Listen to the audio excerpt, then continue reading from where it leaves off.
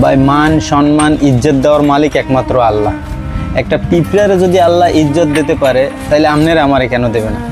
আরও আল্লাহর কাছে সে বেস্ট আমরাই আছি, সব থেকে বেস্ট, কারণ আখেরি নবীর উম্মত, এর থেকে আর বেস্ট কেউ নাই, বুঝছেন?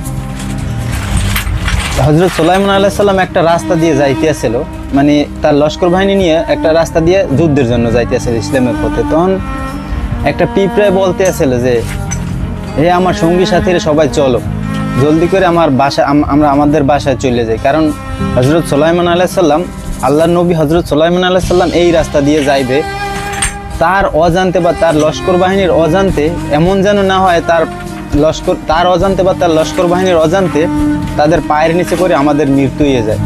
তো এইটা সুলাইমান আলাইহিস সালামের আল্লাহ একটা ক্ষমতা দিয়েছিল যে সে পশু পাখি সবার কথা শুনতে পাইত।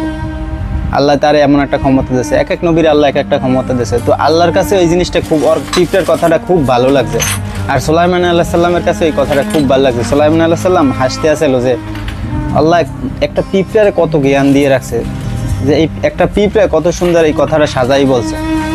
তো ওই পিঁপড়ার কথাটা আল্লাহর কাছে যখন ভালো লাগছে, তখন আল্লাহ কি করছে, ওই পিঁপড়ার দলের ওই পিঁপড়াটারে মানে তখন থেকে কিয়ামত পর্যন্ত আর পিঁপড়ার দলের সর্দার বানাই দিচ্ছে। তো চিন্তা করেন, আল্লাহ যদি একটা পিঁপড়ারে এত বড় সম্মান দিতে পারে, আপনার আমার কেন দেবে না? এবং ওই পিঁপড়াটারে নিয়ে আল্লাহ কোরআনে পর্যন্ত একটা সূরা নাজিল করছে, আন-নামল। কিন্তু আরবি যারা সেরাত করে নামলাম পিঁপড়ারে। তো চিন্তা করেন, আল্লাহ যদি একটা পিঁপড়ারে এত সুন্দর ইজ্জত দিতে পারে, আপনারা আমার কেন দেবে না? আমরা যদি ভালো কাজ করি, ভালো কথা বলি, তো আল্লাহ আমাদেরকেও এরকমের ইজ্জত দেবে ইনশাআল্লাহ।